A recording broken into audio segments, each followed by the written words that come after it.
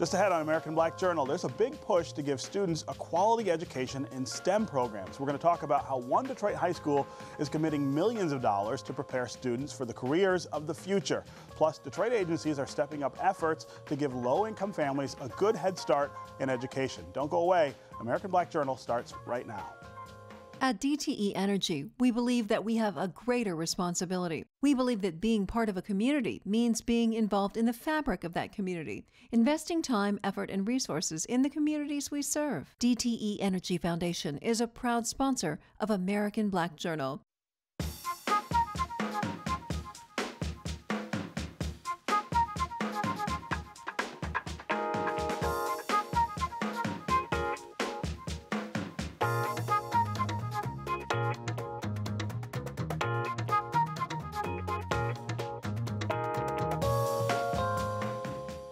Welcome to American Black Journal. I'm Stephen Henderson. As students go back to school, efforts are growing to get more young people, especially minorities, interested in the STEM curriculum. STEM refers to science, technology, engineering, and math, and these are crucial subjects for the next generation of leaders. In fact, a recent report indicates that Michigan is going to need to fill an estimated 274,000 STEM-related jobs just by 2018. University of Detroit Jesuit High School and Academy is demonstrating its commitment by building a state-of-the-art STEM facility on its Northwest Detroit campus. The 40,000 square foot science and engineering building is the first of its kind in Detroit and in Southeast Michigan. The $16 million addition is being funded by alumni, by parents, and by supporters. It's expected to be completed next summer. Here to talk about the project and the importance of STEM programs is the president of U of D Jesuit, Father Carl Kaiser. Welcome to American Black Journal. Morning, Stephen. How are you? And let's get this out of the way up front. I have a huge conflict of interest here on this show. I am not just a graduate of U of D High, but a huge fan of the school. I am very loyal to U of D. So this is a really exciting day for me to have you here on the set. I'm really loyal too, Stephen. So it's glad to be. It's good to be here. So let's talk about the science wing that's going up. I remember when I was a young graduate of the high school, they built the first science wing there. This one is different. This one has a whole different focus. It is much bigger, but it really is geared toward this whole idea of STEM, which has come up in the time between you built the first one and now. Right. So many years ago when they built that center, science was science, the basic physics, chemistry, bio. And years ago, we thought we were going to need to increase the size there. But what's happened in the last several years, is STEM has just taken off. Robotics, especially, all kinds of eco-car programs, engineering programs, computer programming, has just taken off. And so when we stepped back and said, what do we really need for our campus and for the city? The basic sciences are essential and crucial, but we really wanted to think big and say, this is what our country needs, it's what our state needs, and it's really what Detroit needs to add in these kinds of programs that'll help young kids get a leg up. Yeah, and talk about the difference between STEM and just regular science curriculum. What does it look like? So STEM, when people talk about STEM, they are talking about regular sciences as well, but it's really the preparing kids for careers such as engineering, the medical future, and the computer end as well. But they all fit together. So if you're looking at computer programming, you need the math part, not just the engineering piece. And if you're going to be talking about medical careers, which is a booming industry as well, you're going to need the basic biology, but then you also need the robotics piece and the engineering piece. I see. So what it is we're marrying traditional science, chemistry, bio, and physics to the new careers that are emerging. And for job opportunities, these are, as you mentioned in the opening, hugely important. Yeah, this is where opportunity is going to exist for the kids who are in your high school now. Right. When you talk about how this fits in, though, with the rest of the school, I think that's important too. U of D is a school that is located, as it always has been, in the city of Detroit.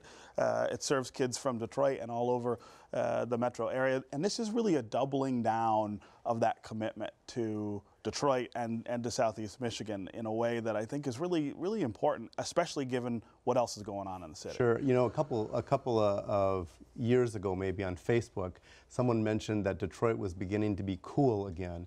And so I just posted, they're learning what we've known for 139 years. That's right. It's and always been cool. Someone hashtagged it cool before it was Before it was cool, we were here. So in 1976, you probably know the history. U of D Jesuit made a really significant decision to not leave the city. If we're going to form leaders for the community, leaders for STEM career, leaders period, we decided not to form just the leaders that were in our neighborhood. So the school really decided in 1976 to serve the metropolitan area from our base in Detroit. And it's been a really great decision because we are bringing city and suburb together, we're bringing races together, we're bringing religions together, faith backgrounds together, and to bring all that together in one place is really a spectacular learning environment for our students and for our parents. And today with the STEM Center, we have made a real big commitment. We're not going. This is our home. Yeah. We're proud of it, and we're going to build the state-of-the-art STEM Center in Detroit. And as you mentioned, there isn't anyone in Southeast Michigan yet, so it's great to have right. I was going to say, this will be the only one of its kind. And I imagine other high schools will follow, but being first is one of those things that is part of that U of D character. Right. Being first in Detroit. Right, too, right. I mentioned in the open that this is a particularly important for minority kids who don't get as many opportunities to do this kind of work as others. U of D's always had a real commitment to that diversity as well as excellence. We're committed to Detroit and diversity, and one of our commitments with the STEM Center is to have outreach. So currently we're working with 3 elementary schools in the city for a robotics program. Our kids are working with elementary school kids. And we want to expand that. Once we have the facility built, we'll have more room to bring elementary school kids into the school. You know, Stephen, you and I could teach our kids to do fun things with robotics, but when a senior in high school teaches a little 7th or 8th grade girl, that's really cool. So to get the kids involved in STEM, we're thinking to have our own kids work in the community to bring that network together. Really, really wonderful. Really will get young kids really interested in STEM simply because the big kids are doing it. Yeah. We're not cool enough. And I should give you a chance to brag here. Your kids are already really involved in these kind of things, even without the center, and your robotics team in particular is just stellar. I keep seeing on Facebook all of their accomplishments. No, it's been really incredible. Our robotics program has really grown, and that's partially what pushed us into STEM. And our science in general has really grown. We have a kid right now who, in one of our STEM programs, has just developed a wheelchair for paraplegic mothers that has a baby carrier. Wow. I mean, a high school kid. A couple years ago, we had one of our students win the Michigan Science Fair doing research on the phosphorescence of fireflies and how they can use that phosphorescence to indicate Alzheimer's. Amazing. I mean, when I was in high school, I was watching TV after school. So our kids are really doing great stuff. The robotics in the eco-car program has also been really, really wonderful. Next year there'll be more, but until this year there were just 2 schools in the state of Michigan that participated in eco-car, and this is sponsored by Shell for high mileage vehicles, us and the University of Michigan. And we've done really well in the programming. So it's been great. We're really bringing great programs right into the city and giving minority students a chance to have a crack at all this, which is terrific. Yeah. I couldn't have you here without giving you a chance also to talk about the service component of the high school and how important that is. That was one of the things that I learned at U of D High, is the importance of doing something, not just giving back and giving of your time, but doing something with your life that is service-oriented. You guys have a big program every October where all of the kids go out and perform a pretty big service project. Right. Tell me Service about that. is the DNA of the school, Stephen. Our kids do service through all the clubs, all the athletic programs. Our seniors do service in the community every morning. Wednesday, they don't come to our school, they go to their service site. Our October event is a student fundraiser, and a lot of schools do student fundraisers. You sell things. Ours is we will work in the city and parks. We've been to Belle Isle, we've been to Palmer Park, we've been to Gleaners, we've been to historic Fort Wayne. We send the kids out. They get pledges to spend a day working in the city. All 900 of our kids, and many of those parents as well, of their parents as well.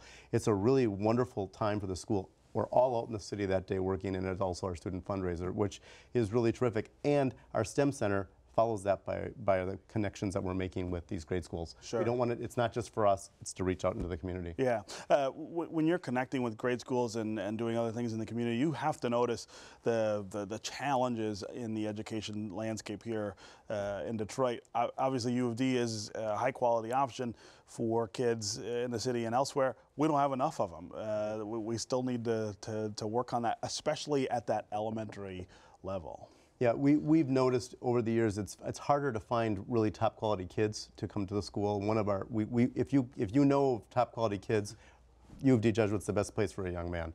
And so we're trying to find collaborative ventures with local schools in the city, particularly to make sure that we get enough of our African American students in the school. We have more of them, we can increase our diversity. But we really need top quality education. If they're going to get into a high school like U of D Jesuit, they have to be well prepared. Yeah, yeah. And it starts not just in kindergarten, that's got to start even earlier. In our next segment, we're gonna talk about that. The STEM Center opens fall of 2016. Yep, correct? It should be open for classes next fall. Yeah. All right. So, and people can still give money if they want, I suppose. We're always looking for money. Always trying to help get that done. All right, Father Carl Kaiser, thank you for being here on American Black Journal. Thank you. Coming up, we're going to continue our conversation about education with a look at the benefits of early childhood learning, and we'll tell you about a program that combines boxing with academics. That's next, right after this look at some important moments in Detroit's Black history. I'm Ken Coleman with a look back at African American life in Detroit. This week in 1962, the famed Gotham Hotel closed to make room for the Detroit Medical Center's expansion. In 1963, slugger Willie Horton debuted for the Detroit Tigers. And in 1962, Phelps Lounge celebrated its second anniversary with performances by The Temptations and the Queen of Blues, Alberta Adams. These are significant events this week in Detroit's Black history, taken from the book On This Day, African American Life in Detroit. Most children enter kindergarten at the age of 5. However, the years leading up to that first school experience are really important. That's when a child's brain develops the fastest and can benefit from early childhood learning. My next guests are part of a collaborative that's helping to fund quality Head Start programs for Detroit children and families. Katie Brisson is from the Community Foundation for Southeast Michigan, and Wendy Jackson is with the Kresge Foundation. Thanks for being here on American Black Journal. So we've been talking in this state, I think, in the last 5 or 6 years, a lot about early ed and how important it is. I think there have been some significant victories in terms of public support for that, expanding that opportunity for early education. I think we're spending almost $120 million more a year trying to make sure kids have opportunities, but there is still a lot of work to do, and Detroit is sort of ground zero for where that work starts. I'll let you talk some about that first, Wendy. Sure. So again, thanks for having us. And you know, the whole issue of early childhood development and early learning is just has so much momentum nationally, but as you mentioned, in the state of Michigan, where there have been both public and private investment to expand options for families with young children, to make sure that they get their children into quality programming as early as possible so that they can enter kindergarten prepared. Yeah. And so in Detroit, a number of foundations have come together to provide kind of leadership for public-private partnership efforts underway in the city. And one of the ones that we're going to talk about today is the Detroit Head Start Innovation Fund. Yeah, and Head Start has been sort of a controversial, and I don't want to say a controversial program in the city, but the way it's been handled in the city, I think, has been controversial. The public school system often has struggled to fill out the paperwork, even to make sure that they get their funding. You guys are sort of looking at this from a different. Right. Yeah. So these 8 foundations that came together 3 years ago now. We came together because the federal government announced that Detroit would be one of 5 cities in the country to pilot a new way of providing Head Start, which is very exciting. And so we came together, pooled about $5 million together to support the newly selected Head Start agencies. And you're right, it used to be run by the schools and others, and now there's a group of 10 nonprofit agencies in the city that are providing this. It's been a great collaborative, not only of the funders, but of the 10 Head Start agencies. Sure. So we wanted to tell you today a little bit about this enrollment campaign that all 10 organizations have come together to reach the parents, to let them know about these new Head Start slots. Yeah, and that's really one of the challenges is, even if you get the program up and running and available, letting families know that it's there and that they need to go get their kids enrolled. It's a challenge, especially in a city like Detroit. Right. So when the 8 foundations, when we first learned that we were going to be able to take advantage of this opportunity in Detroit in partnership with the federal government, we really put our heads together around what would be the best collaborative approach that would kind of spread the word about the fact that we have this opportunity, improve quality within Head Start, and also put funding in place so that more innovative ideas among the 10 organizations could kind of come to the forefront. Yeah. And so with this Head Start Innovation Fund, we've been able to create a learning network that includes the 10 agencies so that they can kind of talk about in a safe space how to improve programming, how to collaborate better to improve programming. And this campaign is one of the first efforts coming out of that new learning network. Yeah, and when you say that there are 10 agencies around town that are doing this, give me an idea of what those agencies are. Yep, so Southwest Solutions, Focus Hope, Matrix, United Children and Family Services, New St. Paul, so there's a number, Starfish Family Services, a number of really great agencies that have come together, and they're each serving different zip codes. Yeah. So that's one of the first things that we helped, that they asked for, was we created DetroitHeadStart.com, a website, a one place that parents can go to find out where is the Head Start in their neighborhood. Yeah. So. Yeah, and so what's the goal here? Are there target numbers that you guys are looking at in terms of enrollment? There's some very clear numbers right now. Yeah, there's about 3,000 kids in the Head Start and Early Head Start system in the city, and there's about 1,500 open slots right now. Okay. The big change is that 1,100 of these open slots are Early Head Start, which means you can have your child in Head Start at 6 weeks old. Through Wow. 3 years are those slots. And that's what a lot of these agencies have gotten, have been working hard to build their infrastructure to really provide for that early population. Yeah, and is that a new part of Head Start it's been a part of Head Start, but again, it's significantly expanded. It's about a 200% expansion of those early Head Start slots in Detroit. And also with this new model, it's really looking to serve the whole family, not just the child. So Yeah. a pregnant mom can actually come to Head Start to sign up her child before she's given birth. Yeah, I was going to bring that up, and I'm glad you did.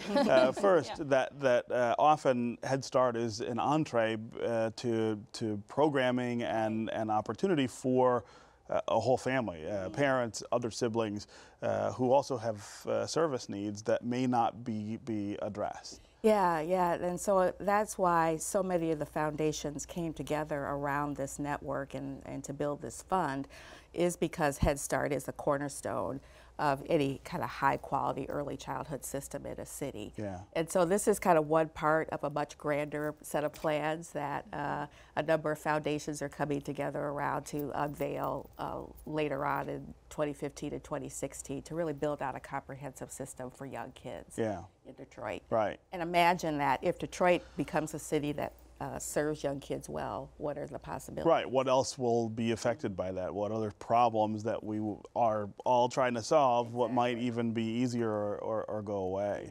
Talk about the connection between things like Head Start and the other problems that we do see in the city. How much of an impact will it have if you get these 1,500 more kids? We'd have 4,500 kids. I would imagine that if we added up the total number of kids who need this in the city, we'd come up with even bigger numbers, right? Sure, I think that's the case. So we were able to, as funders, kind of do a pilot to test out kind of what is the state of kindergarten readiness in the city. And in that pilot, we found that about 15% of kids in those targeted neighborhoods that we were working in entered kindergarten prepared. So again, 15%. Wow. So that is why we came together around Head Start and are looking at other opportunities as well. But to your point, if we could start to begin to kind of change the trajectory of kids' lives much earlier, education begins at birth, and kind of start to instill that in a community network, we can start to see greater impact when kids hit the kindergarten door. And with the work that's underway, which I know you're very familiar with, around education reform overall in the city, really to begin to build out that pipeline. And so that's why we've made a commitment at the Kresge Foundation to invest about $20 million over the next 5 years just in this issue alone. Yeah. One of the things that I hear, one of the criticisms I hear about philanthropy in the city, and I feel like this is a particular age of philanthropy in Detroit, where nonprofits are behaving differently than they have before, are doing more, taking on some things that maybe they weren't interested in doing before. One of the criticisms I hear is that you guys won't get involved with this kind of existing program, stuff that frankly the government is supposed to be doing. So this is sort of a change, I guess, in direction. All of these foundations sort of linking arms and saying, well, here's something that is so important that maybe displacing government funding is not such a bad thing. Well, I would say on this one we came together because, too, we want to let the federal government know Detroit is a place to do business and that we do want to do things differently. And is the idea that maybe the federal government will come back in with more funding if this works? Yeah, right. So we worked hard, and part of our initial effort to come together as funders was to send a message to DC to say we should be one of the pilot cities for this project, and the money does belong here. Right. And so that's why we're really invested in making sure this new Head Start system works, and we definitely are hoping that then that money will continue. Yeah. And there's signs that say it will. It's still a little too early, but we're working hard to make sure it does. Right. So where are you in the campaign to get these 1,500 kids signed up? So it just launched about 3 weeks ago. So and again, any parent can go to DetroitHeadStart.com, find out where the Head Start Center is in their neighborhood. There are 60 Head Start centers in the city. And we already know we have about 120 families that have signed up just in the last couple weeks. Okay. Since the word is getting out. And we are partnering with a number of media outlets as well to get to the media that is in local neighborhoods. Yeah. And does Head Start runs all year, too? It's not just commensurate with the school calendar, correct? It's different, a little bit different center to center, which is why going to the website's the place to tell you about that, because many of the centers are school year, but there are some of them are school year. Some of them are school year, but some of them are throughout the summer too. Yeah, yeah. What do you see as the other possibilities here? I mean, how much can we accomplish through expanding Head Start, and can we expand it even further than what we're doing here? Yeah, one of the things that the Kresge Foundation and the Kellogg Foundation have been investing in is helping Detroit develop its first kind of citywide needs assessment for early childhood. So we've completed that study, and now we have, I think, a good understanding or set of information around kind of where are the other investable opportunities in order to build out this comprehensive approach. Yeah. So facilities, for example, we know we're going to have to address. I was going to say, yeah, I mean, that's a big problem, yeah. And just overall program quality across the board. Yeah. And is there going to be a link back to the public schools at some point? I mean, this is the beginning of public schooling. Actually, the public schools are already a good partner with some of the newly named Head Start agencies, and that some of the agencies are actually using classrooms in school buildings that perhaps the schools used to be running the program, but now the agencies are leasing it from them. So there's already a strong partnership, and that's working well where they're trying that. Okay. All right. Thank you both for being here, and let's hope we hit that goal of 1,500 more kids in Head Start. Yeah. Finally today, we take a look at a program that uses the sport of boxing to engage Detroit kids in the classroom. The Downtown Boxing Gym youth program just got moved into a new building to accommodate the hundreds of kids who are on the waiting list. The program combines academics, athletics, and community service. Detroit Public Television highlighted the boxing gym's founder as an American graduate champion. You tell a guy, I'm about to go to an academic program, and they can make fun of you. You know, you just left school, why are you going to an academic program? But if you say I'm going boxing, nobody making fun of you. They want to come along with you. So it's the program that uses boxing as the hook to get the kids in the door, because it's books before boxing. It's my rules, and they stand. My name is Coach Kali. I grew up on Detroit's east side. I'm the founder of the Downtown Boxing Youth Program. But when I talk to the kids, I talk to them in a language that they understand. I'm not some scholar standing up here talking to you. I'm not some guy with a Harvard degree. I mean, not to say that that's bad. I'm a guy who really lived through it. I'm a guy who been shot. I'm a guy who's seen his friends get killed right next to him. I'm teaching you how to box, but at the same time, I'm telling you, like, you know, this is not the way to go. or I start hearing their problems and we had a chance to talk about stuff and elaborate on stuff. There's over 400 kids on a waiting list, but there's no waiting list for the streets. I mean, it's easy to get into. You just go right in there. I want to make sure that I'm here every chance that I get. I mean, I don't take too many breaks. I'm here at 5 o'clock in the morning. I go home 10 o'clock at night sometimes. So I just want to be consistent in their lives, because the moment that you take your eyes off the prize, that's when the streets creep in. And that good kid can be swept right from under you.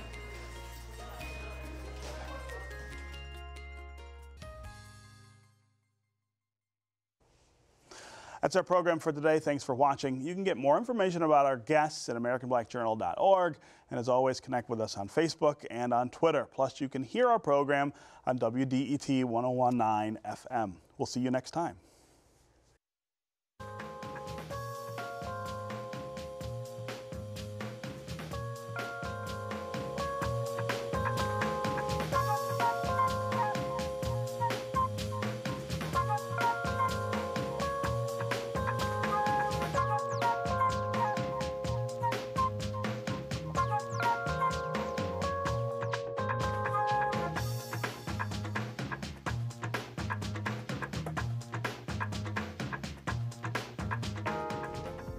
This program is part of American Graduate.